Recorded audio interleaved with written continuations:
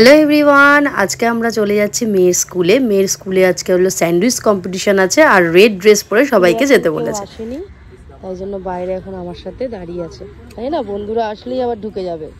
আজকে তো খুব এক্সাইটেড। কতটা এক্সাইটেড একটু বলে দেবো আগে? হ্যাঁ হ্যাঁ বলো বলো।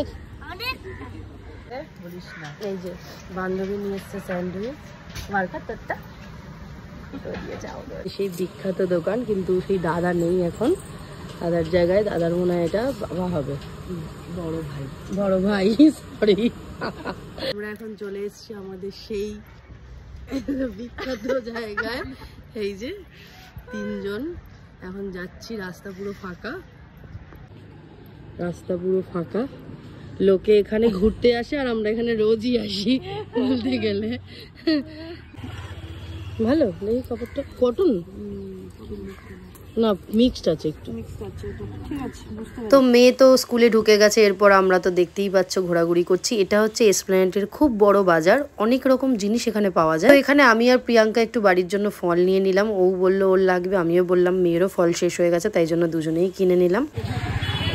এই যে আমার পাগল বন্ধুটা সারাক্ষণ কেনে, সারাক্ষণ ভিডিও বানায়। এই যে ভ্যালেন্টাইন্স ডে এর জন্য দাদাকে ব্রেড দেবে বলে নিয়েছে, দেখেছো? সত্যি বাবা সারাক্ষণই কালো প্লাস্টিক চাইছে, লুকিয়ে লুকিয়ে দাদাকে দেবে, বুঝতে পারছো তো? তো দেখতেই পেলে প্রিয়াঙ্কা কি বললো। সত্যি কথা বলতে ও না থাকলে আমার ঘুরে কোনো মজা নেই, আর আমার ভালোও লাগে না।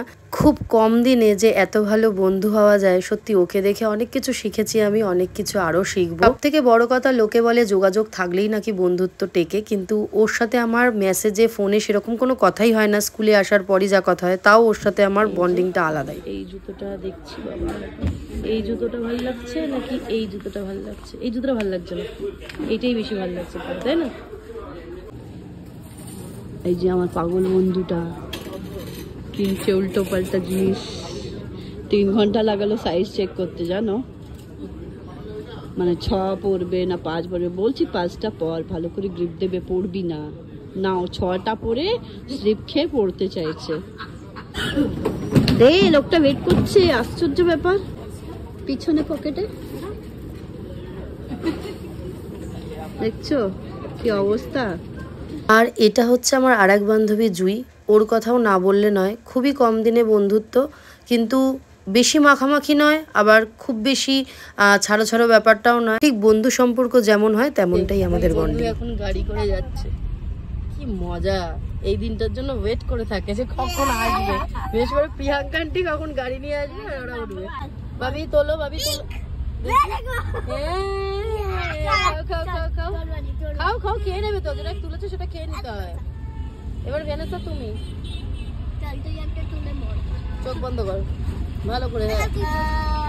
বলো কি কি এটা? দেখেছে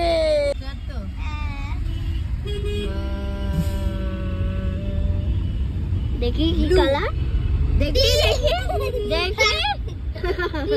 তো গাড়িতে উঠেই বাচ্চাদের সাথে আমিও একটুখানি খেলা করে নিলাম, ওদেরও একটুখানি সময় হয়ে গেল। আসলে এই পরীক্ষার কদিন ওরা খুব আনন্দ করে, তার কারণ হচ্ছে যেহেতু খেলাধুলা করতে পারে, গাড়িতে আসতে পারে। হ্যাঁ, আদর করে দাও, টাটা করে দাও,